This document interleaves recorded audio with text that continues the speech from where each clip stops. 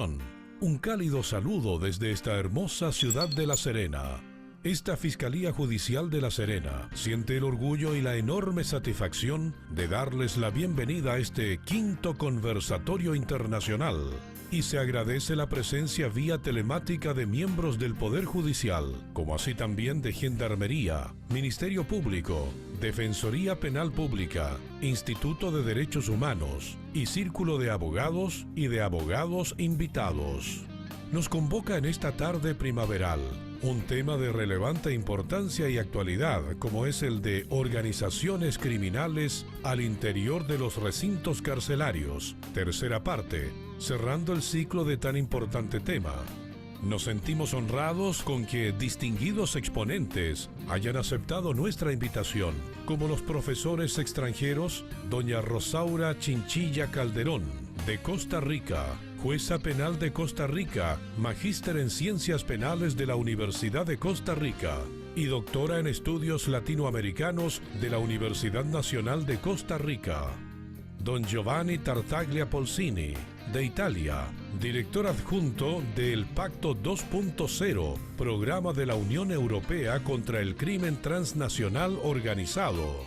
Don Paolo Di Siuba, de Italia, director del Programa de la Unión Europea para el Fortalecimiento del Sistema Penitenciario de Ecuador, y don Santiago Tres Palacios Carrasquilla, de Colombia, profesor de Derecho Penal de la Universidad de Rosario de Colombia y maestrías en Ciencias Penales de la Universidad Externado de Colombia y de Estudios Humanísticos de la Universidad EAFIT de Colombia.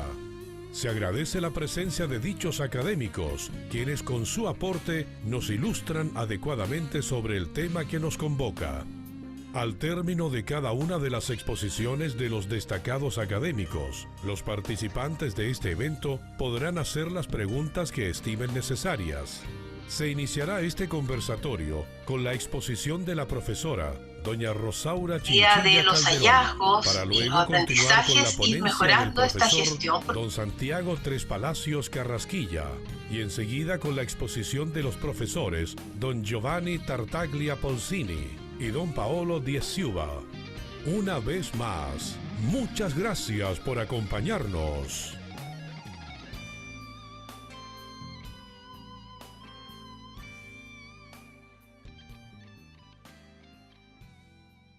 Buenas tardes a todos los asistentes a este conversatorio.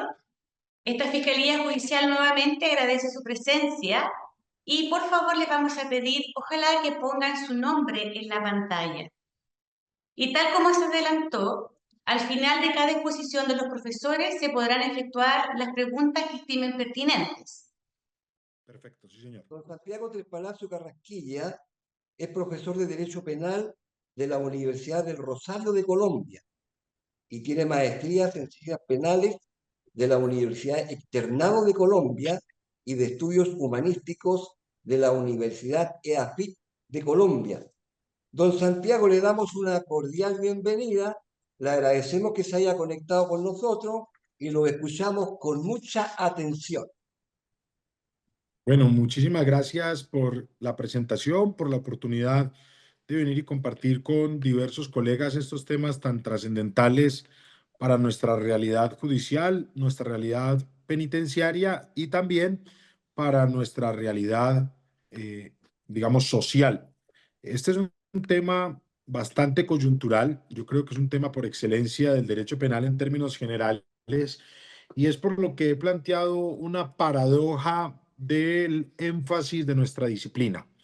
Nosotros los penalistas, por lo menos en mi país y en los países que he tenido la oportunidad de visitar en estancias académicas, pues nos hacemos llamar abogados penalistas, pero de lo que menos sabemos es de la pena. Dedicamos todo nuestro esfuerzo al estudio del delito, las categorías lógicas que lo configuran, los fenómenos que lo excluyen y cada uno de los requisitos lógicos, formales, ónticos, ontológicos, etcétera, a través de los cuales, una vez satisfecho, podemos decir que estamos ante una conducta delictiva. También somos expertos en el proceso penal, es decir, estudiamos cuáles son cada una de las etapas sucesivas, los principios que la irradian. Por ejemplo, en Colombia, desde donde les hablo, hemos tenido una gran influencia del sistema procesal chileno, que como ustedes saben fue un sistema pionero en la implementación del sistema penal acusatorio para Latinoamérica. Y las demás naciones, pues bebimos de su articulado, de sus principios y de sus características, y creo que no hay ningún profesor latinoamericano que no haya estudiado con los libros del profesor Mauricio Duch y Daniel Beitelman y que no se haya acercado a todas estas corrientes desde los diversos análisis de los profesores chilenos. Ahí tenemos entonces dos ejes muy fuertes de nuestra disciplina, de la que llamamos derecho penal. Uno, la teoría del delito. Dos, la teoría del proceso Entiendo que está penal. el Ministerio del Interior para las mesas Si de ustedes 4 ven, organizaciones de la sociedad si civil y ustedes, 4 docentes. Entonces, la si, Lore me pregunta si usted... si ustedes notan, en ambas denominaciones brilla por su ausencia la que le da el nombre a nuestra disciplina. Y es precisamente la expresión penal y es precisamente qué es la pena para nosotros. Es una figura que casi no estudiamos. Pero además, cuando la estudiamos, y hago mea culpa, creo que esto es un problema en el que estamos la mayoría de profesores del derecho penal, cuando la estudiamos y la enseñamos, la estudiamos desde una perspectiva filosófica, desde una perspectiva axiológica, y permítanme ser bastante franco, la estudiamos desde una teoría muy simbólica, lejana de cómo es la pena en realidad. Es así como cuando uno coge un manual de derecho penal general, va y empieza a encontrar unas funciones retributivas de la pena, unas funciones preventivas, una prevención general, una prevención especial, y casi que la pena se vuelve un analgésico para los males sociales. La pena empieza a servir para evitar las conductas delictivas. La pena tiene un proceso de resocialización en el penado. La pena es un instrumento idóneo para que el ciudadano adquiera unos mejores valores. La pena intimida para que nadie más delinca. La pena nos recuerda la vigencia del derecho. La pena, la pena, la pena, la pena. Pero cuando volteamos los ojos de los libros en los cuales leemos todas estas ideas y miramos nuestros centros penitenciarios y carcelarios, creo que nos damos cuenta de una realidad completamente distinta. El profesor Eugenio Raúl Zaffaroni creo que lo expresaba de una manera adecuada, más o menos con la metáfora de Alicia en el País de las Maravillas, y decía que si Alicia en nuestra realidad latinoamericana quisiera ir al mundo al revés, parafraseando a Eduardo Galeano, no tendría que cruzar la ventana, perdón, no tenía que cruzar el espejo, sino la ventana. Y ahora, si usted le quiere poner a esto un resaltador, digamos que ponga en relieve la situación, póngalo a cruzar la ventana de una cárcel. Ponga a alguien a que lea lo que la pena es de acuerdo a nuestros códigos, a nuestra constitución y a la teoría del delito que hemos edificado, y que de inmediato voltee su mirada hacia el centro penitenciario y usted se va a dar cuenta de una realidad completamente distinta. Y es de las realidades de la cual hablo, que es la colombiana. Se va a dar cuenta de unos índices de sobrepoblación carcelaria, de un abuso de la prisión preventiva, de, un, de una asistematicidad en el trato del delincuente.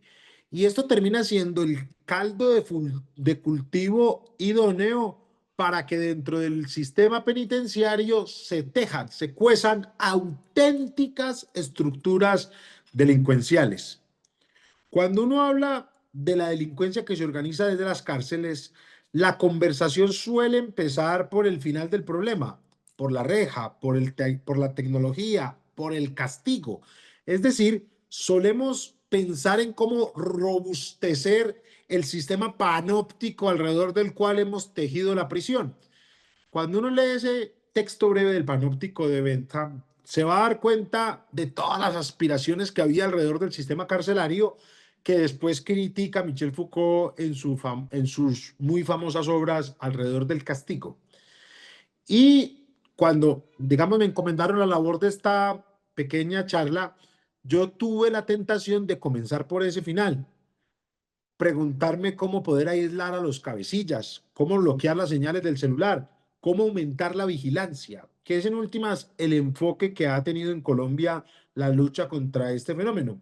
Sin embargo, en mi rol de defensor, que es el que ejerzo activamente como litigante, me hago una pregunta, y es, por qué tenemos las circunstancias idóneas para la delincuencia dentro de nuestro sistema penitenciario y llego a la conclusión que es, uno, consecuencia del populismo punitivo, dos, consecuencia de la irracionalidad en la disposición de nuestro sistema penitenciario, tres, ausencia del Estado dentro del sistema penitenciario, las cárceles se vuelven lugares de olvidados y parafraseando esa frase muy reconocida de la criminología crítica, todo esto comienza siendo una fábrica del delito. A tal punto que el delincuente que ya tiene una trayectoria delincuencial se perfecciona dentro de la prisión y aquel que no la tiene y que está injustamente juzgado, pues allí tiene la tentación de adquirirla.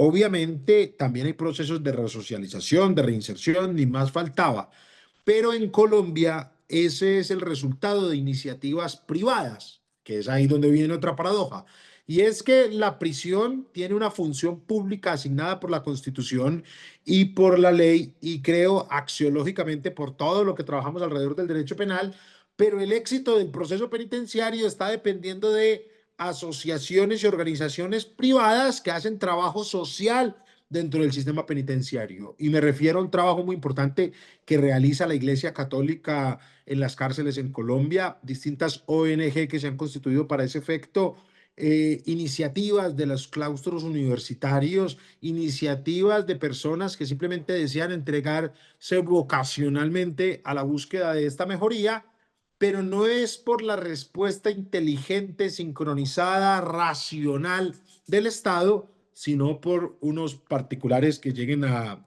realizar esa función. Creo yo que en Latinoamérica, pero permítanme hablar por Colombia, que es desde la realidad que puedo hablar, la cárcel nunca ha sido un espacio de resocialización, es un lugar al cual se envía irracional, con una respuesta bastante exagerada. Las penas en Colombia son las más altas de Latinoamérica.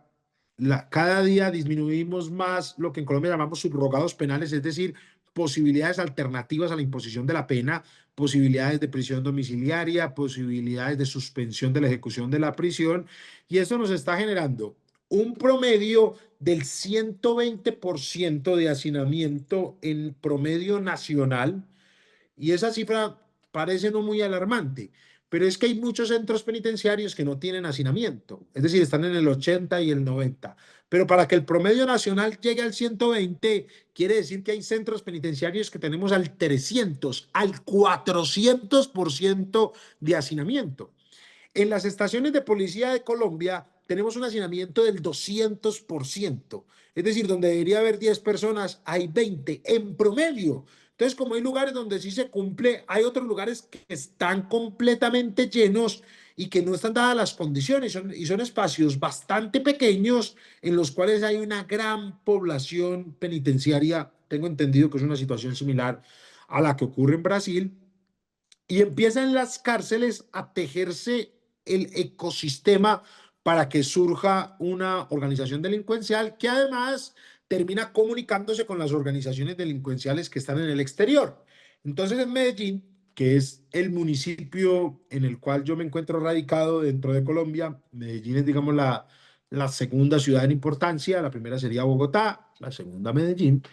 Nosotros tenemos, ustedes quizá conozcan parte de nuestra historia alrededor del narcotráfico y alrededor de Pablo Escobar, cuyo liderazgo era el liderazgo precisamente del cartel de Medellín, y posterior a eso la ciudad ha venido viviendo unos diversos procesos sociales, de seguridad, económicos, culturales, y al día de hoy tenemos una proliferación de diversas organizaciones delincuenciales que ocupan los espacios que en otrora simbólicamente ocupaba el Estado. Obviamente hoy tenemos una ciudad muy segura, tenemos una ciudad cuyos índices de delincuencia se han disminuido enormemente, pero es en parte también por la connivencia que presentan las distintas organizaciones delincuenciales entre sí. ¿Qué termina ocurriendo en el sistema penitenciario? Ante el hacinamiento, ante la respuesta que les estoy mencionando, ante la ausencia de condiciones adecuadas para cumplir los fines de la pena, la cárcel termina siendo un reflejo de lo que está ocurriendo al exterior. Y usted ve incluso divisiones territoriales dentro de la cárcel en donde allá está tal grupo que pertenece a tal comuna, a tal barrio, a tal sector de la ciudad, allá están los de este otro sector, allá están estos, y la cárcel se comienza a convertir en una radiografía a escala de la realidad social, pero recrudecida, porque en la cárcel todo, absolutamente todo, se recrudece. Yo he señalado tres posibles causas que además nos pueden orientar hacia tres posibles soluciones. Una primera causa creo que es el abuso de la prisión preventiva. En Colombia más del 30% de la población carcelaria aún no tiene condena, aún no ha sido judicializada. Se le presume inocente supuestamente, pero se le envía a prisión. Y los fines constitucionales de la prisión preventiva en realidad se vuelven un adorno dentro de las decisiones. Simplemente se va decidiendo en cada caso quién o no debe ir a prisión preventiva, pero sigue existiendo una mezcla que además ha impedido, ustedes saben que las obligaciones internacionales nos exigen tener separación entre sindicados y personas condenadas, y en Colombia ello ha sido imposible, lo cual dificulta la individualización del tratamiento. También, debido al hacinamiento y a la congestión en la cárcel, se ha impedido que haya un escalonamiento en el tratamiento penitenciario que sea adecuado y efectivo. Aquí sí tenemos máxima seguridad y mínima seguridad, pero no hay un tratamiento que permita ser focalizado en las necesidades que cada una de estas personas dentro del sistema penitenciario llega a tener de manera específica. Una segunda causa, que creo yo que es la raíz de todos los problemas, pero las puse en paralelo para no entrar aquí a dirimirlas, es el populismo punitivo.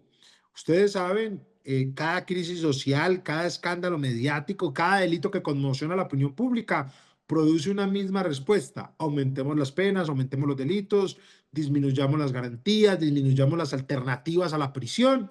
Y esto comienza a generar como resultado no más justicia, no, sino más condenas, que son dos ideas sobre las que podríamos discutir en otra oportunidad. Y esto conlleva, como tercera causa, que ustedes ven, cada causa va afectando a la siguiente y tiene una relación extrañamente ahí, digamos, autopoyética en sentido negativo, es la falta de una política penitenciaria integral.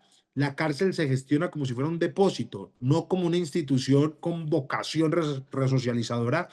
Y el tratamiento penitenciario, siendo francos, se vuelve un concepto retórico, porque allí lo que hay es una supervivencia organizada, es decir, se va organizando el ecosistema, todos se intentan sobrevivir, buscan sus grupos de referencia y cuando sale bien en realidad es una auténtica paradoja, es una auténtica anomalía, sería la palabra adecuada. En teoría, entonces, la cárcel neutraliza el delito, en la práctica es que la cárcel sirve para reorganizarlo. Desde la prisión en Colombia se ordenan extorsiones, homicidios, estafas y se mantienen redes de narcotráfico. E incluso esa es la delincuencia que desde la cárcel se organiza hacia el exterior, pero también hay una delincuencia intracarcelaria, hay unas extorsiones. Para usted poder tener cierta posición de comodidad en la cárcel, tiene que pagarle a ciertos líderes de cada una de las unidades y esto es bastante complicado. Es cierto que la lucha contra la delincuencia organizada intracarcelaria exige algo más que tecnología. El Estado debe recuperar el monopolio legítimo del control, si es que en alguna parte lo ha tenido. Hola, mi cielo. Sí, mi cielo, ya voy. Les decía, sí, debe recuperar esa posición que ocupa simbólicamente. Creo que en la realidad siempre hemos estado distante de ello, pero también debemos reducir el universo sobre el cual ejercemos el poder punitivo. Es decir, yo creo que una lucha efectiva contra esto tiene que ser dedicar la cárcel a quienes verdaderamente deben estar en la cárcel, y para eso debemos tener muchas preguntas incómodas, muchas reflexiones al interior de nuestros estados. Las tres líneas de, digamos, de acción que yo observo para ir redondeando la idea, que sé que la intervención es corta y además quiero también escuchar a los demás colegas aquí invitados y aprender mutuamente y retroalimentándonos sobre este flagelo, es reducir, primero hay que reducir el flujo de ingreso a la cárcel. El conflicto social no puede seguirse traduciendo siempre en prisión. la justicia restaurativa, la mediación penal, los programas de reinserción temprana deben ser reales y no decorativos de nuestros códigos. Yo creo que debemos tener menor entrada para poder tener una mayor microfocalización en nuestra población penitenciaria. Debemos reorganizar el sistema penitenciario, separar adecuadamente a sindicados de condenados, cambiar las maneras en que se van agrupando de acuerdo a los delitos, a las organizaciones, a los lugares en los cuales intervienen. Sí hay que reforzar la inteligencia penitenciaria, por supuesto, los controles tecnológicos, por supuesto, pero siempre en consonancia con el respeto de los derechos humanos, que es una gran problemática en Colombia. Colombia lleva varias décadas, y con esto quisiera cerrar para que noten lo preocupante de nuestra realidad. Colombia lleva varias décadas en que la Corte Constitucional ha declarado el estado de cosas inconstitucional en materia penitenciaria y carcelaria en Colombia. Es decir, llevamos más de 20 años en que nuestro máximo tribunal constitucional ya ha dicho que la realidad intracarcelaria en las condiciones que se está presentando es contrario a la dignidad humana, es contrario a nuestra constitución política y por supuesto que es contrario al sistema interamericano de protección de los derechos humanos. Sin embargo, la respuesta del Ejecutivo, la respuesta de los poderes que en verdad tendrían algo que aportar como solución, ha brillado por su ausencia y seguimos sucumbiendo ante las tentaciones del populismo punitivo, que creo yo mejor que es el germen de todas estas dificultades. La propuesta entonces es una mirada hacia las preguntas incómodas, hacia las reflexiones del quehacer de nuestro sistema penitenciario desde una visión realista de la pena, su qué, su función, su para qué, y no desde la función simbólica que le hemos, digamos, asignado filosóficamente, que aunque es válida para poder sostener varias discusiones en abstracto, se nos ha quedado corta para entender el fenómeno tal cual lo vivimos y tal cual está degenerando en una fábrica auténtica de delincuencia que encuentra además en la organización de sus actores un vehículo idóneo para cometer las conductas delictuales hacia el exterior. Con un agravante, por todos conocido, y es que como es una delincuencia intracarcelaria, pues a ellos, a las personas que allí la protagonizan, la amenaza de la pena, pues en realidad no existe, pues porque ya la están padeciendo y han aprendido a convivir con ella, a veces conniventemente incluso con las autoridades. Muchísimas gracias, creo que cumplí el tiempo que se me había establecido. Creo que me pasé 2 minuticos, pero bueno, ustedes me sabrán disculpar. Muchas gracias.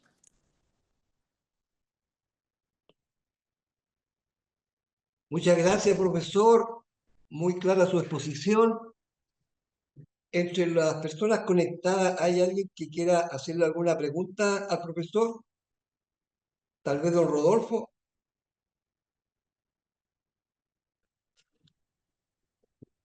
Carlos, no tenía una pregunta, pero sí digamos, una inquietud que le puedo hacer al profesor Tres Palacios.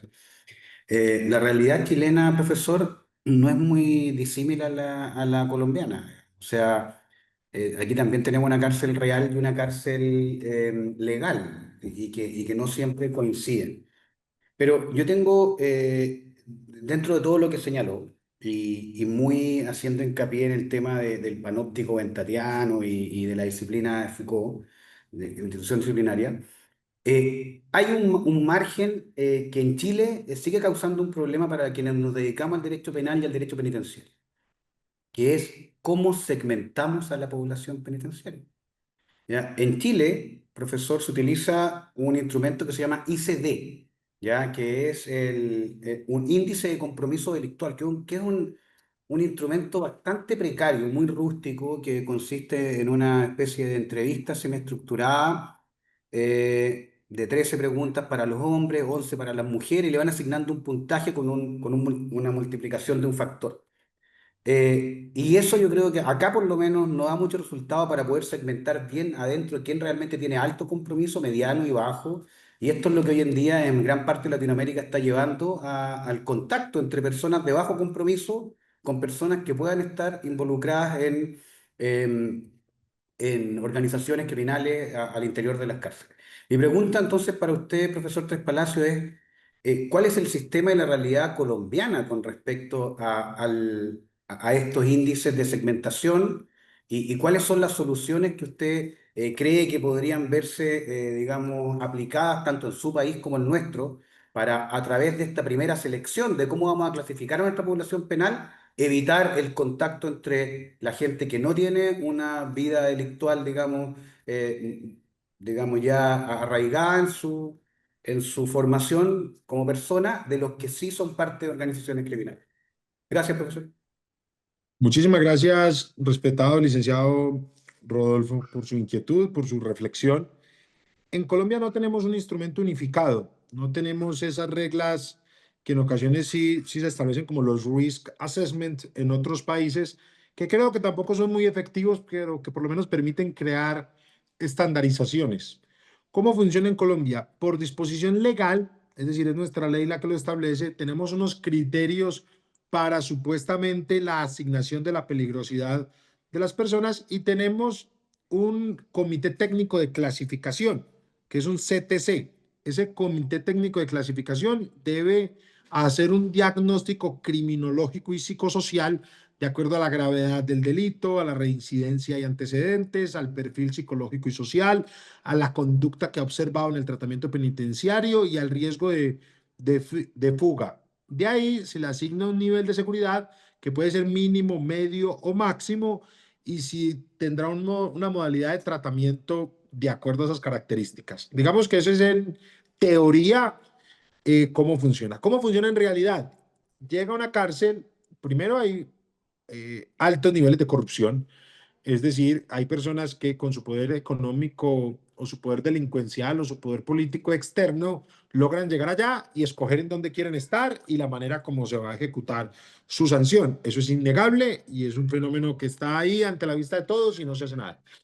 Pero además, pero salvo estos casos, digamos, de la prisión a escala de mi realidad socioeconómica externa, salvo esos casos, aquí se agrupa es en grandes grupos de la población carcelaria. Por ejemplo, servidores públicos.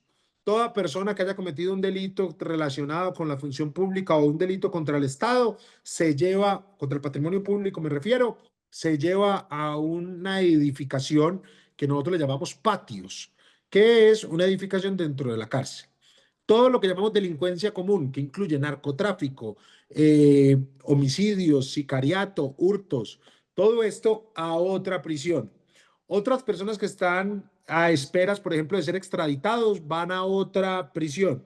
Y unos servidores públicos que tienen una mayor vulnerabilidad debido a un alto cargo que ostentaron, van a otra edificación. Pero eso, digamos, en términos generales, ya de acuerdo a cada ciudad se va presentando situaciones distintas. Como ustedes saben, nosotros estamos todavía en medio de un conflicto muy álgido con las guerrillas, con los paramilitares, con los miembros de la fuerza pública, y hay cárceles que están divididas de esa manera. Hay un patio para los guerrilleros, una edificación para los paramilitares. Entonces, esto se termina volviendo, vea usted la paradoja, el mejor espacio para que ellos se concentren, se organizan y delincan ahora de manera más sistematizada. La respuesta no es fácil, porque entonces la otra opción es juntarlos. No, no los vamos a clasificar por ser guerrilleros y estos. Y antes se intentó. Entonces los meten a todos en un mismo patio. ¿Qué ocurre? Que empieza a haber una guerra interna en las prisiones, un derramamiento de sangre macabro, y era la peor de todas las soluciones. Pero ¿qué es lo que va a pasar adicionalmente? Que a este problema ya le agregamos el problema del hacinamiento, y es que como consecuencia del poder punitivo, esas cárceles que ya tienen esta dificultad de clasificación se empiezan a llenar y a llenar y a llenar de pequeños traficantes de droga, el que está vendiendo 1, 2, 3 gramos de cocaína, pequeños hurtos, y empiezan las cárceles a volverse ya un problema de tengo que luchar contra una delincuencia organizada, contra un hacinamiento, contra unas condiciones, contra una violencia interna que termina por causar ese problema. Mi, digamos, percepción del caso es que en Colombia únicamente tenemos la prisión intramural. Todas las demás han sido promesas incumplidas, unos planes pilotos que se han intentado hacer. Pero hay muchas personas, debemos ponernos de acuerdo en la manera como los vamos a valorar, que podrían ir a cárceles agrarias, a unas fincas semi-internas, tenemos que potenciar el sistema domiciliario, es decir, las personas que están en su domicilio, en su hogar. ¿Cuál es el problema con esto? Que también hay una gran corrupción, pero además que no tenemos tecnología adecuada para evitar que las personas se vayan de la casa. Entonces eso también termina desestimulando en la sociedad que un individuo que debería estar en su domicilio pagando una pena, pues lo ven en una discoteca, lo capturan en otro lugar muy distante. Y creo yo, querido licenciado, para redondear la idea, que lo que nos hace falta es un poquito de cientificidad en la respuesta. Y aquí voy a hacer un mea culpa. Creo que no es, sí es un problema en el que los abogados tenemos que participar, pero tenemos que valernos de otras disciplinas, de otras disciplinas académicas. A eso le tenemos que poner ingeniería, alta psicología, tenemos que buscar en psicología planes de etiología del comportamiento, de buscar estímulos condicionados, de tratar esto como un problema científico, porque en Colombia el tratamiento ha estado muy desde la perspectiva de los abogados y muy generalizado, que ha permitido que hayan anomalías permanentes que se terminan volviendo en absolutamente generales. Esa sería como la síntesis, licenciado Rodolfo. Muchísimas gracias por su inquietud. Gracias a usted, profesor. Muchas gracias, profesor. Bueno, bien, siguiendo con este conversatorio, vamos a dejar con ustedes al destacado profesor don Giovanni Tartaglia Puccini, de Italia, director adjunto del Pacto 2.0 del Programa de la Unión Europea contra el Crimen Transnacional organizado, y al destacado profesor don Paolo Di Ciuga, de Italia, director del Programa de la Unión Europea para el Fortalecimiento del Sistema Penitenciario de Ecuador. Le damos una cordial bienvenida a don Giovanni y a don Paolo. Los escuchamos.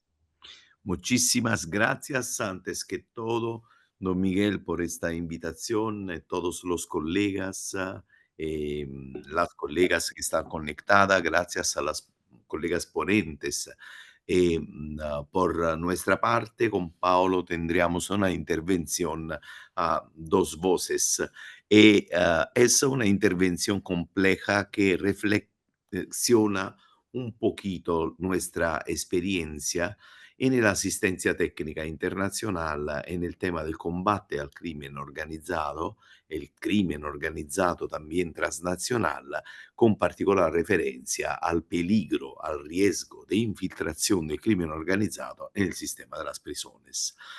Y la idea que tenemos y que estamos reconstruyendo en nuestra actividad desde 7 años más o menos es que muchos fenómenos de infiltración, la palabra clave es la infiltración del crimen organizado en las prisiones, que no es un fenómeno solo de Latinoamérica, es un fenómeno que hemos vivido también en nuestra Europa muchas décadas antes de aquel que pasa en Latinoamérica, en muchos países hoy en día. Es exactamente una modalidad de manifestación de cómo es el crimen organizado hoy. En particular, nuestros estudios, que son a la raíz de actividad multilateral de armonización normativa y de asistencia técnica con programas que acompañan los países a fortalecer sus sistemas para prevenir y combatir a este fenómeno, estas actividades son en condición de reconstruir cómo es el crimen transnacional organizado hoy. En particular, el crimen transnacional organizado vive a través de 3 canales de infiltración. No es solo violento y amenazador como nosotros lo conocemos históricamente. Podemos pensar a las mafias italianas, los carteles colombianos o mexicanos, las maras, las pandillas. Podríamos pensar de manera un poquito más recién al primero comando do capital, comando vermelho de Brasil, al tren de Aragua venezolano. Tenemos muchos ejemplos. Solo en mi país de origen, Italia, tenemos 4 grandes mafias. Todos actúan de la misma manera. Por un lado, son violentas y amenazadoras en una fase de su existencia, que es cíclica. Por otro lado, se infiltran. ¿Se infiltran cómo? A través de un canal de corrupción en la administración pública, a través de un canal de lavado de activos y de empresa ilegal en la economía, y a través, y esto es de nuestra mayor interés esta noche, en el sistema penitenciario, que es por ellos una puerta de ingreso en el control de la sociedad y también de la criminalidad en su conjunto. El profesor que hablaba antes nos ha planteado su mirada desde la Colombia, ¿no? Desde Colombia. Nosotros hemos reconstruido la existencia en muchos países latinoamericanos de un fenómeno que tiene diferentes tapas, ma es el mismo en todo el continente. Es el mismo que ha sufrido Europa en su experiencia. El crimen organizado ingresa en la prisión y trabaja para hacer proselitismo, reclutamiento, radicalización y también entrenamiento de los presos menos peligrosos para hacer que ellos ingresen en la prisión con una tasa de peligrosidad inferior a aquella que tengan cuando salen de la prisión. Nuestro ponente de antes hablaba de las prisiones que pueden mostrarse como universidades del crimen, sino también decimos nosotros escuela de delito. No es fantasía, es verdad. Y esto es un poquito también la consecuencia de un abordaje de naturaleza abstracta de los sistemas penitenciarios que no toman en consideración adecuada cuál es la amenaza a la cual se pongan enfrente. En particular, no se puede tratar una prisión donde están cabecillas y jefes de crimen transnacional organizado de la misma manera de una prisión común. No es posible no hacer una clasificación dinámica de los presos, así como no es posible no hacer un tratamiento de circuito de los presos que tome en cuenta su peligrosidad. No es posible no considerar que tenemos la necesidad de una prisión especial por los cabecillas, por los jefes del crimen transnacional organizado. Y esto no significa afectar los derechos humanos y las libertades fundamentales de estos, que son siempre a proteger para el principio del Estado de Derecho. En mi país en particular, pero esto lo va a plantear Paolo de manera más específica que mí, porque su papel protagónico en uno de los países de Latinoamérica que en 10 años ha volvido de ser el más seguro de Latinoamérica al más inseguro de Latinoamérica, y me refiero a Ecuador, que ha vivido una crisis penitenciaria sin antecedentes y que para nosotros ha sido un taller para demostrar que nuestras ideas, que son ideas de ciencia, han un impacto numérico también que tiene relevancia estadística a compartir. Voy a terminar esta intervención. ¿Qué hacemos nosotros? Yo hablo aquí como director adjunto de una acción de la Unión Europea que se llama el Pacto, como la señora que me ha introducido magníficamente ha recordado. El Pacto Programa de Acción contra el Crimen Transnacional Organizado Euro-Latinoamericano tiene como su papel el fortalecer las instituciones de Europa y de Latinoamérica para prevenir y mejor combatir esta amenaza. En particular, el componente que lidero yo en este programa tiene el papel de la lucha a la infiltración del crimen organizado en el sistema penitenciario. ¿Qué hacemos nosotros? Nuestras propuestas son de 4 etapas diferentes. La primera es capacitación. Compartimos niveles de capacitación comunes por los operadores que son involucrados en toda la cadena penal y que tengan pertenencia con el penitenciario. Imagino también los interlocutores de esta noche, Ministerio Público, que se ocupa de monitorear, de investigar, de la aplicación de la ley, de las reglas, ¿no?, en el sistema penitenciario. Pero no solo capacitamos, porque capacitar es fundamental, es el terreno donde se encuentran las culturas, las experticias, las técnicas, pero nosotros tenemos también el tema de las organizaciones, de las instituciones donde vamos a trabajar, porque a veces podemos tener personas fantásticamente capacitadas que pero encuentran dificultades en sus instituciones porque no son modernas, no son fuertes, no tengo resources bastantes por la amenaza que tengan da enfrentar. Entonces, la segunda etapa de nuestra asistencia técnica es de fortalecimiento institucional. ¿Cómo podemos fortalecer también las instituciones donde las personas que participan en nuestros cursos de capacitación pueden trabajar de mejor manera? Tercera etapa de nuestro camino es un poquito más ambiciosa, es la etapa de las reglas, de las leyes, donde es necesario para una armonización de estándares, nosotros proponemos una modernización del marco normativo.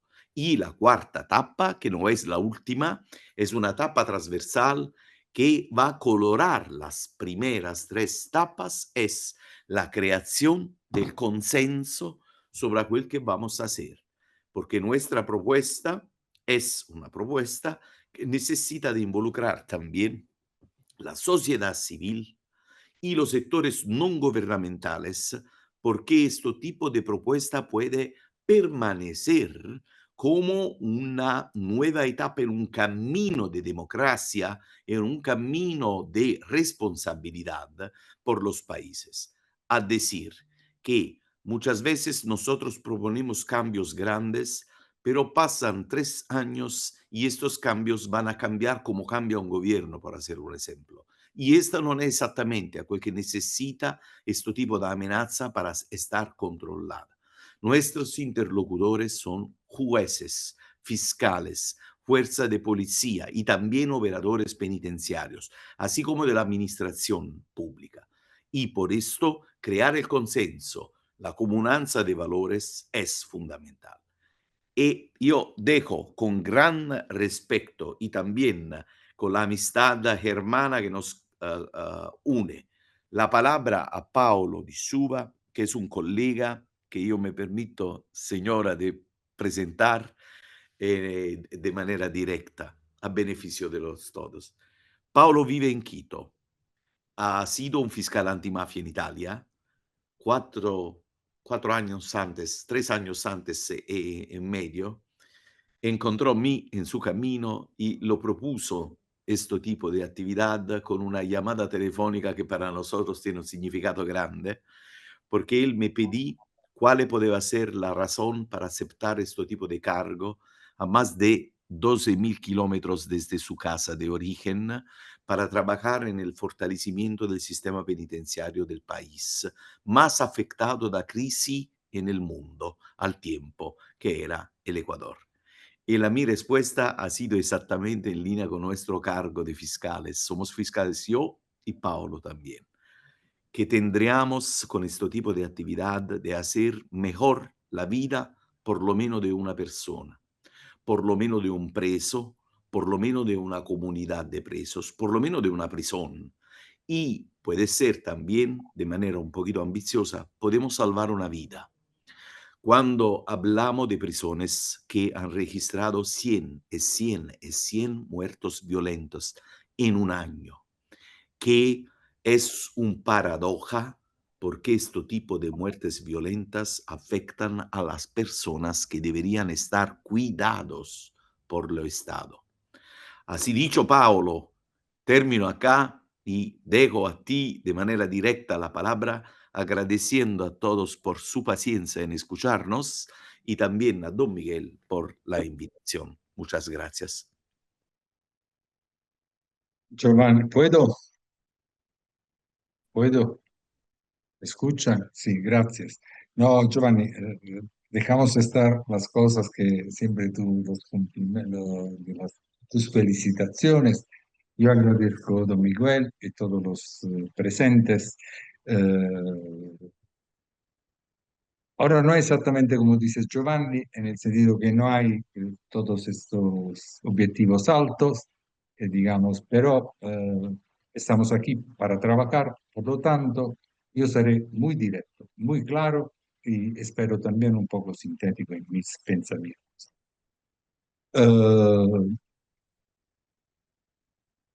También el tema carcelario es antes de todo, por mí, quiero solo precisar que yo estoy aquí por un proyecto ahora italiano, porque después de haber trabajado con un proyecto financiado por la Unión Europea. El embajador de Italia, Davoli, quiso dar continuidad a este proyecto en tema carcelario para darle continuidad. Solo. Y el primer proyecto estuvo escrito por Giovanni desde Italia, y que cuando yo llegué aquí, con conocimientos del sistema penitenciario, pero digamos no así profundizados, no tuve que hacer otro que aplicar lo que es lo que ha dicho Giovanni, la clasificación, estos principios básicos de este proyecto. Y de verdad, por lo tanto, le hablaré de algunos resultados. Quiero aclarar que son resultados de una metodología, no son resultados personales. No estoy aquí para decir que hubo resultados por mi trabajo. Esto es importante para que se considere, ahora, claro, Giovanni hizo una explicación macro, ¿no? Una explicación general, pero pues que entiendo que el interés es lo de entender que se pueda hacer en Chile, porque viviendo en Ecuador estoy perfectamente al tanto de las cosas graves que están pasando en Chile, que tengan presente que le hablaré de resultados pertenecientes a un proyecto, digamos, estándar, claramente compartido con el Estado beneficiario. Entonces, primero hay una cuestión cultural que si no la encaramos, nunca llegamos a conclusión. El, el profesor que hablaba antes hablaba de la función de la pena. Yo viviendo aquí, no soy un hombre, digamos, de derecha, para que quede claro, pero viviendo aquí en Sudamérica, me vuelvo loco normalmente escuchando hablar de la función de la pena. Yo antes de ser un jurista soy una persona que tiene la escolarización media. No hay nada por hacer. Ontológicamente la pena, no digo porque una constitución fantasiosa, ontológicamente la pena tiene tres funciones. Una es retributiva, una es preventiva y una es rehabilitativa. Por lo tanto, cuando solo se habla de rehabilitación, yo creo que no estamos sobre el sendero correcto. No es la prisión por su naturaleza, no es, digamos, un colegio. Claramente tienen que ser respetados todos los derechos humanos. Y aquí vengo al segundo tema. Eh, Antes el profesor Santiago, creo, hablaba del tema de Alicia. Aquí tenemos a Alicia en el país de las maravillas cuando pensamos que podemos hacer rehabilitación sin tener la seguridad total de las prisiones. Yo vivo en Ecuador, hay un fantástico reglamento de rehabilitación social, pero sustancialmente que es imposible aplicar porque no hay seguridad. La rehabilitación está en las manos de los cabecillas que están en las cárceles. Por lo tanto, ahora nos pidieron desde el Ecuador de ayudar en el tema de la redacción de la política pública en rehabilitación social 26-29. Hemos dejado en claro que si el enfoque no es doble, no es dual, no hay posibilidad de hacer nada. La rehabilitación en este sistema ecuatoriano es puramente fantasía, que nunca se podrá hacer. Esto en el tema cultural.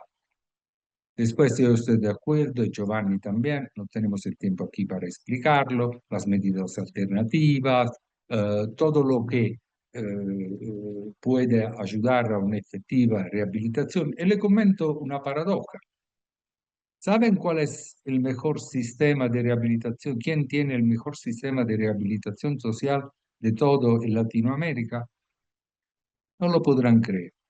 Lo tiene El Salvador, que tiene un plan inmenso de rehabilitación social fundado, por ejemplo, sobre el trabajo, con una conmutación de la pena por la cual cada día de trabajo vale 2 días de pena.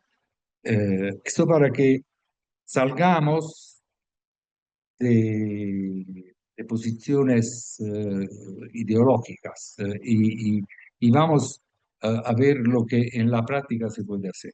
Aquí en Ecuador, como le dijo Giovanni, hemos aplicado estos principios, hemos hecho muchas formas de capacitación, sobre todo en temas de inteligencia penitenciaria, hemos reforzado el tema de la inteligencia penitenciaria, nos hemos enfocado sobre los 3 factores críticos de los sistemas penitenciarios de Latinoamérica. El primero es la clasificación. Escuchaba el profesor colombiano que hablaba de esta clasificación psicopedagógica que está en Colombia, y yo le digo, la primera vez que leí aquí cuál es el sistema de clasificación, me volví loco, técnicamente loco. Hay un puntaje, hay un operador, y además correctamente tiene que ser revisado cada 6 meses. Cada 6 meses, el resultado es que no hay clasificación. No había antes que nosotros llegamos aquí, no había clasificación. La clasificación en el modelo que explicaba Giovanni tiene que tener como base fundamental normativa el artículo 11 de las reglas de Mandela. Ahora no lo tengo aquí, pero todos saben mejor que yo que la primera es la peligrosidad, es el título delictivo, los antecedentes, cioè lo que sirve para definir objetivamente, no en las manos subjetivas de un pedagogo o psicólogo, cuál es el nivel de peligrosidad de las personas. Es un sistema ágil, se puede hacer en pocas horas y se puede revisar según el proceso de rehabilitación que la persona haya seguido. Así como no existía el censo cuando hemos llegado aquí. Y el primer año, el proyecto llegó en el 2022 con los lineamientos del pacto, fue anticipado con algunas actividades que direccionó Giovanni, no había censo, no había inteligencia penitenciaria, y aquí vengo al segundo reto después de la clasificación. Ustedes lo saben, pueden verlo todos los días. Los traslados, la división y los traslados. Es un tema que siempre en América Latina provoca motines, muertes. ¿Por qué? Y aquí regreso al tema de la clasificación, a lo que decía Giovanni, en el hecho que los cabecillas no pueden estar mezclados con los otros, que sí necesitan un régimen aparte, porque los traslados quieren impedir a los cabecillas de hacer todo lo que ustedes dijeron. Yo digo que la definición de las cárceles como universidad del crimen ha sido superada. Las cárceles son ya centro de mandos. El tema de la universidad casi es menos de lo que se han vuelto. Y si usted nota, y aquí también fue así, los traslados siempre son críticos. Por ejemplo, en Italia tuvimos asesinatos excelentes cuando quisiéramos sacar la ley de la extinción del dominio italiano, ¿no? La medida de prevención. ¿Qué hizo la mafia? Mató el ideador. Así, para que se diera el sistema del 41 bis, tuvimos que soportar las matanzas de otros jueces, que cuando matan, no cuando se saca la extinción del dominio, no cuando hay hacinamiento, matan cuando quieres trasladar un jefe en un cartel desde una cárcel a otra más segura. Y es importante, le digo, que uno de los ejes fundamentales de este programa que Giovanni escribió es el tema de la inteligencia penitenciaria. Ahora le mostraré las curvas. Lea, ¿me escuchas? Sí, Pablo. ¿Puedes poner las curvas en cambio de mi cara fea?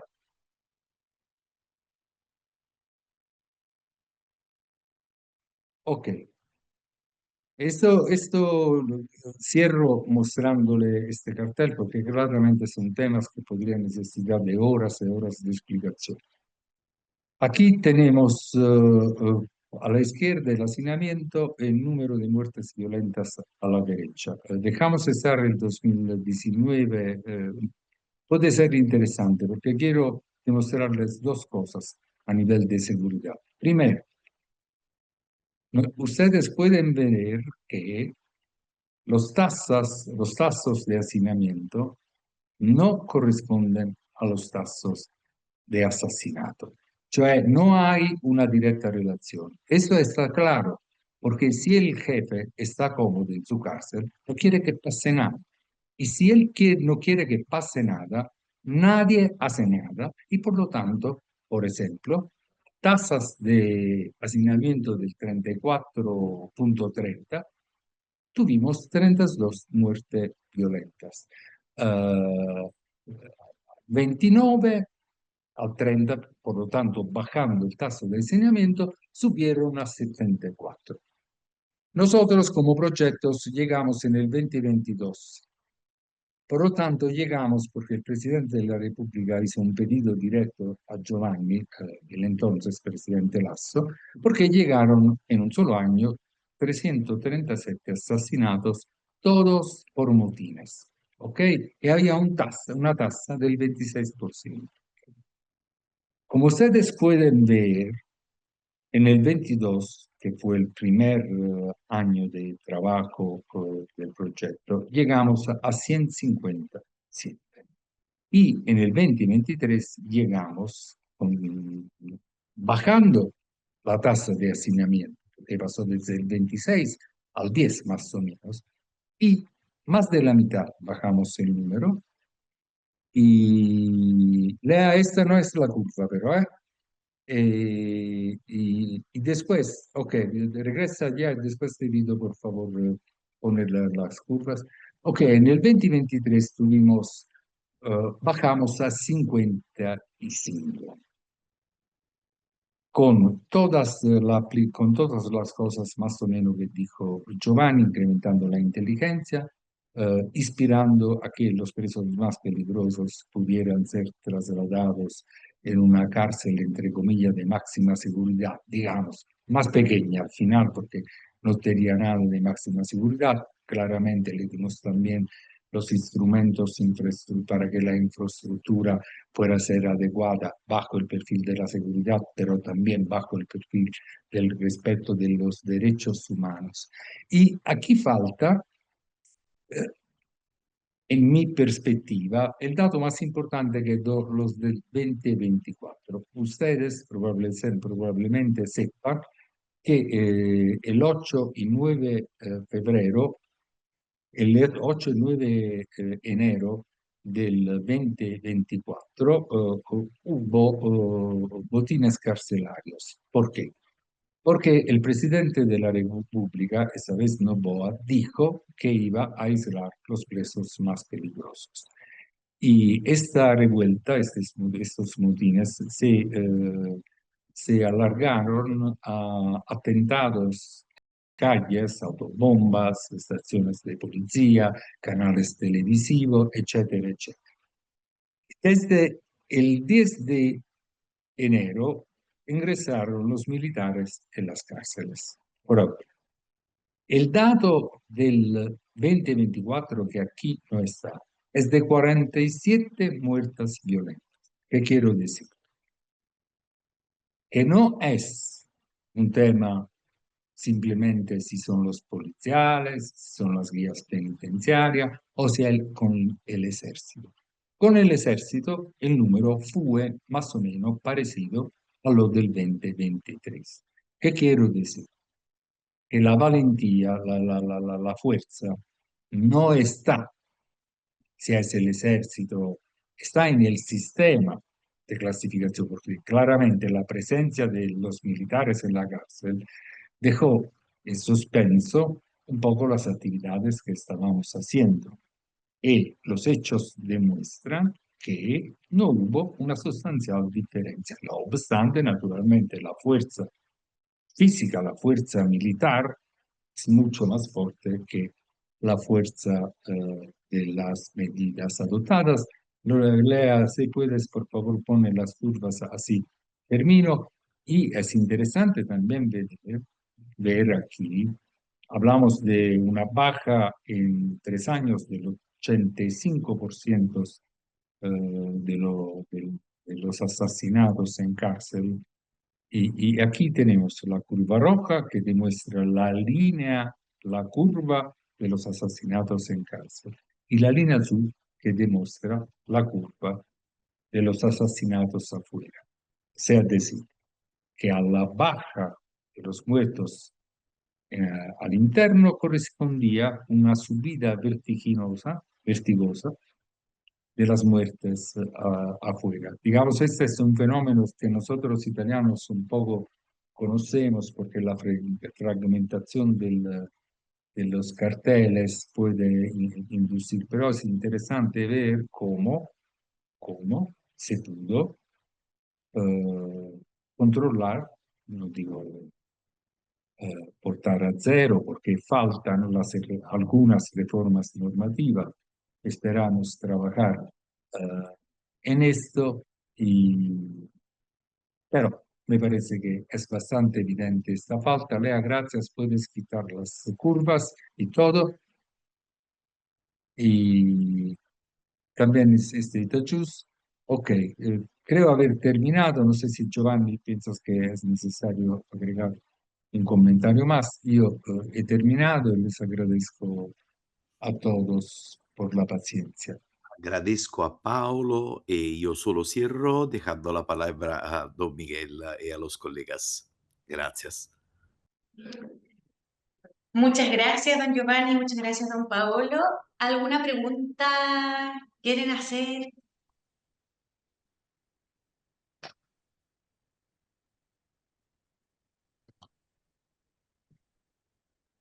Bueno, yo creo que lo personal te quedó muy claro y agradecemos también conocer la realidad ecuatoriana, que es que yo creo que estábamos todos pendientes de lo que está ocurriendo en ese lugar en atención a todos los hechos que han ocurrido en dicho país. Don Miguel. A ver si muchas gracias, don Giovanni y don Paolo, un gusto haberlos tenido. Nos han aclarado muchas cosas que teníamos no muy claras y ha sido un gusto tenerlos. Le agradecemos porque es un verdadero sacrificio. Usted en Italia, en Roma, son ya como las 9, 10 de la noche, ¿no? Y en Ecuador más o menos son 2 horas antes que acá. Le agradecemos de todas maneras, de todo corazón. Muchas gracias. Doña Rosaura estará Gracias, conectada ya A nuevamente. usted, arrivederci, arrivederci. grazie, una buona giornata. Doña Rosaura está por ahí. Sí, por aquí estamos. Muchísimas Adelante, doña gracias. Rosaura. Voy a exponer así rápidamente porque si no tenemos problemas de conexión, facilité la presentación por si se puede ir presentando desde allá, pero si no, no hay ningún problema. Ciertamente, cuando abordamos el tema de las organizaciones criminales en los centros penitenciarios, podemos hacerlo desde 2 enfoques diferenciados, que no son incompatibles, dicho sea de paso. El primero tiene que ver con los derechos, desde el punto de vista penitenciario, los derechos de la población privada de libertad. Y el segundo tiene que ver con la investigación de los ilícitos de esa población privada de libertad. Repito, no se trata de enfoques que sean antagónicos. No sé si lo podemos poner en modo de presentación ahí para irlo viendo en cada una de las imágenes.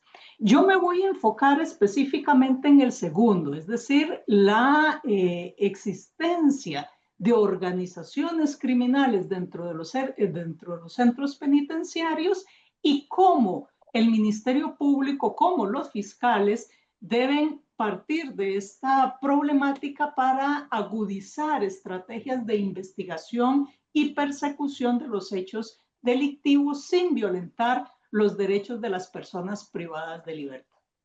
Partimos evidentemente porque hay diferentes enfoques que se le pueden dar a esta temática de un respeto al Estado de Derecho y a los derechos humanos. Es decir, No podemos, a mi juicio, si queremos ser consecuentes con nuestra formación jurídica y con nuestros marcos constitucionales y convencionales, no podemos asumir temas populistas, no podemos asumir temas de militarización o de uso de la fuerza o de la violencia ajenos al derecho. En segundo lugar, debemos tener claridad que en mi país, en Costa Rica, no necesariamente se tiene de que la sanción carcelaria, que la cárcel como sanción, priva únicamente de un derecho, que es la libertad de movimiento. No significa que no haya posibilidad en la sentencia condenatoria de disminuir o privar de otros derechos si hay penas accesorias o qué sé yo, ni significa eso que a través del abordaje penitenciario sea posible restringir otros derechos de las personas sentenciadas, pero todo esto necesita una ley habilitante que, por ejemplo, en el caso costarricense no tenemos una ley de ejecución de las sanciones de las personas adultas. Sí ocurre con la población menor de edad o penal juvenil, pero en el caso de las personas adultas no la hay. Los temas se regulan a través de reglamentos del Poder Ejecutivo y eso ha implicado que el Tribunal Constitucional nuestro condene a el órgano legislativo por la omisión de establecer una legislación en ese sentido. Pero la condena constitucional data de hace más de 10 años sin que se logre generar esa norma. Pero dicho esto, que es lo básico, hay que enfatizar también que las cárceles no son espacios neutrales, es decir, no son espacios idílicos tampoco, ni que sean ajenos a la creación de realidades delictivas. Hay niveles de sobrepoblación y de hacinamiento penitenciario críticos en nuestros países, en el caso costarricense en particular, que, como bien se presentaba anteriormente, facilitan y en alguna medida estimulan, pero no son los únicos factores, la creación de hechos delictivos desde los centros penales. Y esto se agrava también por las medidas de populismo punitivo que en el caso costarricense hacen, por ejemplo, que prácticamente todos los días tengamos una nueva ley penal, todas sancionadas con prisión porque no se usan las penas alternativas y termina los centros abarrotados con una diversa cantidad de población. Ese es el diagnóstico, lo sabemos. También sabemos que el fin de la sanción desde el punto de vista convencional y constitucional debe ser prioritariamente la resocialización. Sabemos que eso no se cumple necesariamente, no solo porque hay una crisis de las democracias y de los principios democráticos, sino también porque hay crisis también económicas que han impactado a la inversión estatal, y uno de los espacios donde la gente normalmente no reclama mucho y no son grupos a los que se les defienda popularmente son las prisiones. De allí que son los espacios que terminan siendo impactados y golpeados por las disminuciones presupuestarias. Sin embargo, esto no obsta para verificar que en América Latina, en nuestros países y en el costarricense en particular, los centros penitenciarios están funcionando como plataformas logísticas y de poder para organizaciones criminales. Lo hemos visto, por ejemplo, en el caso de Venezuela, con el Pranato o con el Tren de Veragua. En Costa Rica, ahí tienen ustedes la imagen planteada por un experto criminólogo, costarricense. Hay una realidad que tiene que ver con el incremento no solo del hacinamiento crítico, sino que se nos han disparado en estos 4 años los índices de homicidios por 100,000 habitantes a niveles críticos. Hay una desidia del Poder Ejecutivo por atender el tema y eso ha impactado también la violencia intracarcelaria y se ha dado un colapso del sistema penitenciario.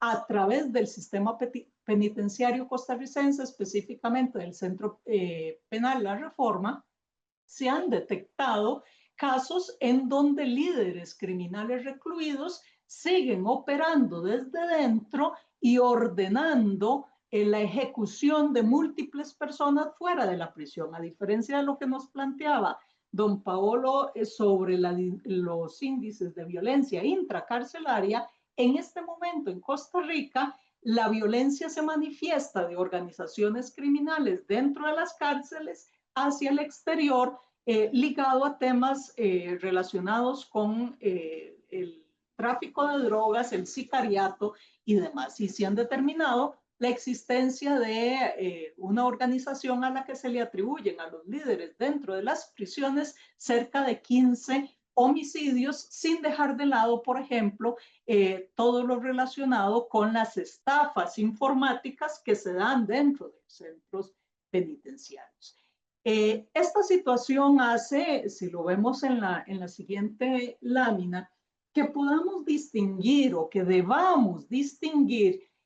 Bueno, esta es una de las propuestas, por ejemplo, que se han empezado a manejar en Costa Rica de construir megacárceles, pero el tema no se aborda tampoco, el tema de la criminalidad desde la prevención, desde la incidencia policial, sino únicamente desde el valor simbólico de las leyes y la creación de espacios para aumentar los niveles de criminalización. En la siguiente vamos a ver que efectivamente existen diferentes niveles de organizaciones dentro de las prisiones y que es importante diferenciar porque en función de esa distinción se puede no solo investigar, sino también abordar en forma diferente a nivel penitenciario las situaciones que deban darse. Hay grupos informales con clanes de protección que ciertamente tienen una organización, pero es una organización, digámoslo, más laxa, más débil. Pero sí hay grupos que uno podría denominar tal vez predadores, ya debidamente organizados, que tienen lo que en la doctrina se conoce como o ejercen una gobernanza criminal, es decir, replicar desde lo interno de los centros penales las lógicas de las organizaciones criminales externas, los niveles de poder y organización de estructuras lícitas, inclusive el Estado, y a partir de eso actuar como nodos logísticos para digamos, las directrices de criminalidad dentro de las prisiones, pero también fuera. Ahora, si vemos la siguiente imagen, vamos a verificar que, digamos, los diferentes estudiosos de este tema han establecido algunos factores que contribuyen al fortalecimiento y a sostener a estas organizaciones criminales dentro de prisiones. Algunos de estos factores, repito, no son excluyentes de otros, pero tal vez estos son los que, por lo menos en la literatura y en la realidad costarricense, se han identificado como de mayor incidencia, tienen que ver con la densidad de relación de las personas privadas de libertad, la integración, la facilidad de integración que se tenga con estructuras externas según se tenga mayor o menor control sobre comunicaciones, el tema de corrupción institucional en las prisiones, la fragmentación o competencia entre grupos organizados que genera oleajes de violencia intra o extracarcelaria y algunos incentivos estructurales relacionados con las omisiones del Estado, como la falta de control tecnológico, la escasa supervisión, las carencias de oportunidades para una efectiva resocialización de oportunidades laborales, los vacíos de autoridad formal, etcétera, etcétera. Si podemos, y bueno, este tema también ha sido abordado por diferentes estudiosos, aludiendo a lo que don Paolo nos exponía en la situación ecuatoriana, que tiene que ver con los estados de excepción y la militarización de los centros penales. evidentemente estas medidas extremas en algunas de las investigaciones que se han efectuado lo que hacen es potenciar otro tipo de delitos que no quedan registrados, que son todos aquellos delitos relacionados con los abusos del poder por parte de las fuerzas militares y no es una intervención adecuada. Partiendo de la identificación de estos factores, podríamos entonces, en la siguiente imagen, plantear, que es el enfoque que yo le he dado a esta charla, cuáles son las medidas que los ministerios públicos de la región deberían empezar a considerar y que no necesariamente ocurre, por lo menos en el caso costarricense. Primero es aceptar que dentro de los centros penitenciarios hay grupos organizados cometiendo hechos delictivos y que la sola privación de libertad no elimina la necesidad de investigarlos y de intervenir y sancionar, si fuera del caso, la comisión de nuevos hechos delictivos. Entonces, es necesario establecer medidas de investigación, medidas fiscales, que tienen que ver con el fomento de la inteligencia penitenciaria, la creación de unidades de inteligencia penitenciaria que permitan sistematizar la información, los informes de custodia, hacer mapas de relaciones, el uso inclusive de internos colaboradores con extremo cuidado y protocolos estrictos que garanticen la protección de la integridad física, la vida y los derechos de esta población, el fortalecer la vigilancia electrónica y limitar las comunicaciones sin cercenar los derechos humanos, pero utilizando tecnología de punta que impida, por ejemplo, lo que ocurre en Costa Rica, que desde un centro penal se creen lo que se denominan call center, es decir, grupos que se dedican a hacer estafas a vista y paciencia de las instituciones y no se logra detectar que las llamadas provienen de dispositivos celulares que han sido introducidos ilícitamente y que están utilizando información privada capturada en forma irregular. Establecer mecanismos para eliminar los teléfonos clandestinos, lograr hacer investigación relacionada con el análisis forense de los dispositivos que se incauten intramuros, recuperar los mensajes borrados, análisis de metadatos y modelado de redes sociales de las personas que se estén investigando o a lo interno de los centros penitenciarios, pero también hacer minería de datos y análisis de datos penitenciarios relacionado con bitácoras de visitas, uso de herramientas de Big Data, entre otros. Eso implica el uso de todas las técnicas forenses de inspección y control logístico, evidentemente con respeto de los derechos fundamentales y de la integridad de las personas detenidas, como las inspecciones sorpresivas de módulos, las rotaciones del personal penitenciario para disminuir digamos, las componendas entre personal penitenciario y personas privadas de libertad y coordinaciones interinstitucionales en donde se pongan en práctica protocolos de actuación conjunta entre la Fiscalía, pero las autoridades penitenciarias también, y que permitan capturar, preservar y resguardar adecuadamente la cadena de custodia de todas las evidencias que se requieren. Pero también, y esto es fundamental en la formación jurídica de las personas fiscales, es necesario plantear, como se evidencia en la siguiente lámina, la necesidad de que se incorpore en la teoría del caso y en la teoría del delito los análisis específicos de toda esta situación. Muchísimas veces se plantean acusaciones relacionadas con estos tópicos sin considerar las particularidades probatorias de narrativa en las acusaciones, de descripción de hechos en las acusaciones, que hay que efectuar.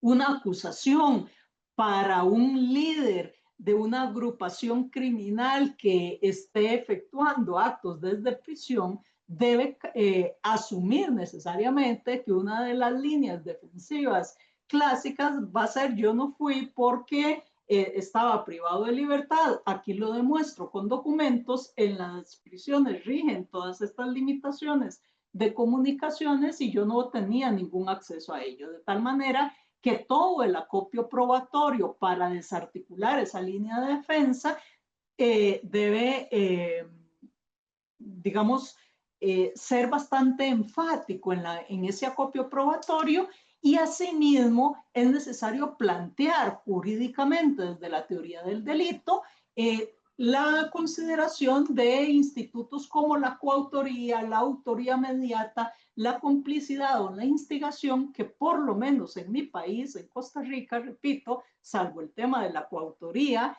los otros son de muy poca mención en el trabajo de los ministerios públicos. En esa investigación es necesario, en la investigación y en la acusación, describir las cadenas de mando, las relaciones internas, las pruebas que conecten los actos de internos con los externos que se suelen dar, y aludir a tipos penales como en el caso costarricense la asociación ilícita, la legitimación de capitales. En el caso costarricense no tenemos delitos o tipos penales relacionados con la delincuencia organizada, sino que esta es una vía procesal que habilita intervención de comunicaciones en otros casos distintos a los del juzgamiento ordinario, pero sí posibilita herramientas de investigación muchísimo más modernas.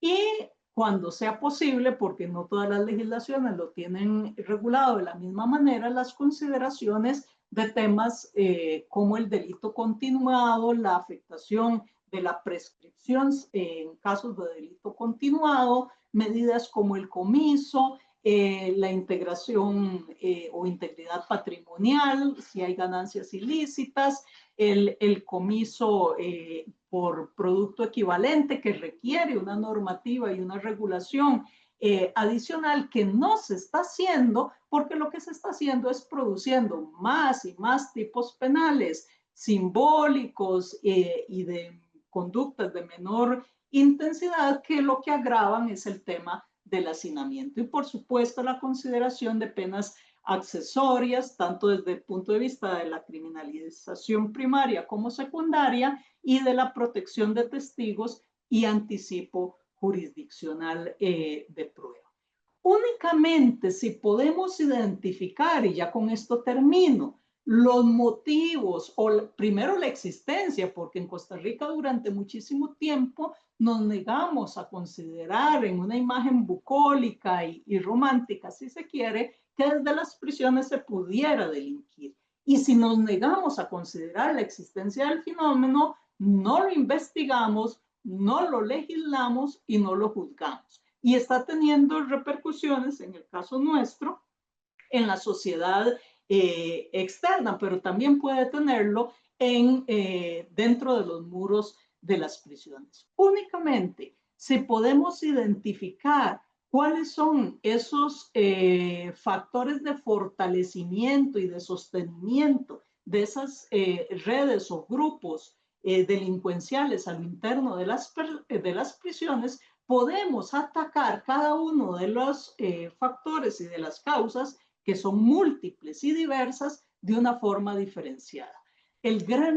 Digamos, la gran limitación que han tenido nuestros países es no solo de eliminar la posibilidad de detectar el problema, sino, si se llega a detectar, tratarlo todo como si fuera un fenómeno uniforme, cuando es multicausal y también, en consecuencia, debe recibir tratamientos diferenciados.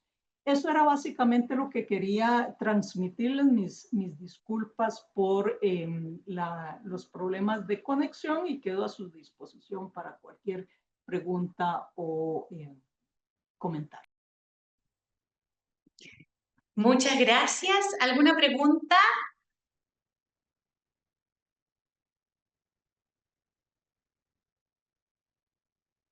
Don Miguel. Muchas gracias, profesora Rosaura. Muy clara su exposición. Le agradecemos que se haya conectado desde la distancia. Un gran abrazo y un gran saludo. Bueno, esperamos que este conversatorio haya sido de utilidad para todos. Lo que no me cabe duda alguna tendría la calidad de las ponencias de los académicos, doña Rosaura, don Santiago, don Giovanni y don Paolo. Damos término a este conversatorio. Muchísimas gracias a todos por su presencia y será hasta una próxima oportunidad. Que estén muy bien. Adiós.